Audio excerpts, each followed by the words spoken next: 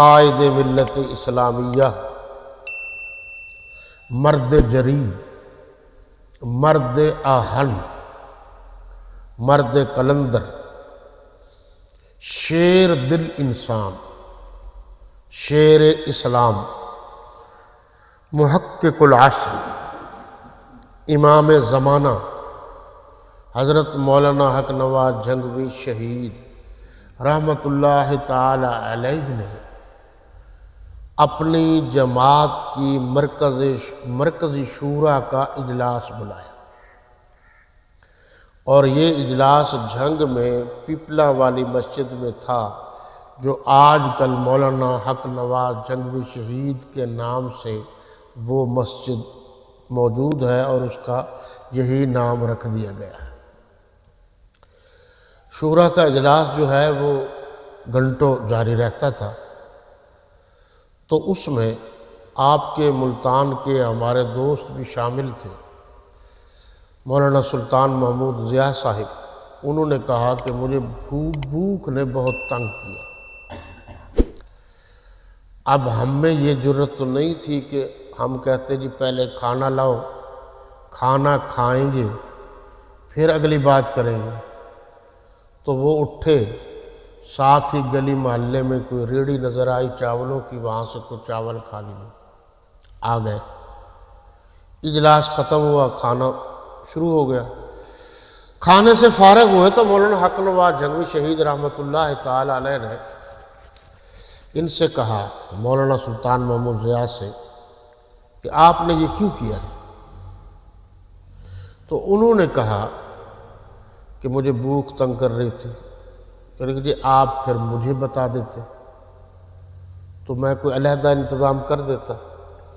اس طریقے سے تو گویا آپ ہمارے ہاں آئے ہیں، گھر آئے، اور پھر کھانا بازار سے کھایا ہے، تو آپ نے گویا مجھے تو چھتر مارے۔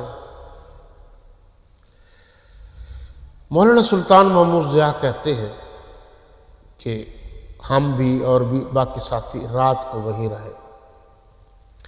جب صبح کا وقت ہوا تو مولانا حق نواز جھنگوی، ان کے ساتھ ایک شاعر ہوتے تھے فلک شیر، تو وہ سادہ دل انسان تھا، دیہاتی آدمی تھا، مگر بڑا با وفا تھا۔ مولانا حق نواز جھنگوی صاحب ان پر بہت زیادہ اعتماد کرتے تھے، اور کہتے تھے کہ یہ میرا دوست با وفا ہے۔ حضرت جھنگوی شہید رحمۃ اللہ تعالی علیہ نے گھر میں صبح کا ناشتہ تیار کرایا، اور وہ ناشتہ خود اٹھا کر لائے۔ تو فلک شیر نے کہا کہ جی مجھے دے دے، باقی ملنے جلنے والوں نے کہا مجھے دے دے۔ انہوں نے کہا کہ نہیں، کل بھی ایک مجھ سے زیادتی ہو گئی ہے، مجھ سے پتہ نہیں چل سکا، تو میرے مہمان ہیں، کھانا میں خود کھلاؤں گا۔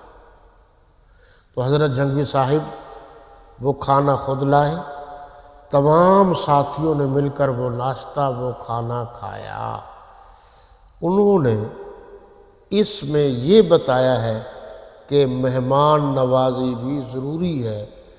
تو مولانا حق نواز جھنگوی، جس کا طوطی پوری دنیا میں بولتا ہے، وہ کتنے مہمان نواز تھے، اور سب کو پتہ ہے کہ جو بھی جاتا تھا وہ ان سے پہلے چائے پانی کھانا وغیرہ پوچھتے تھے۔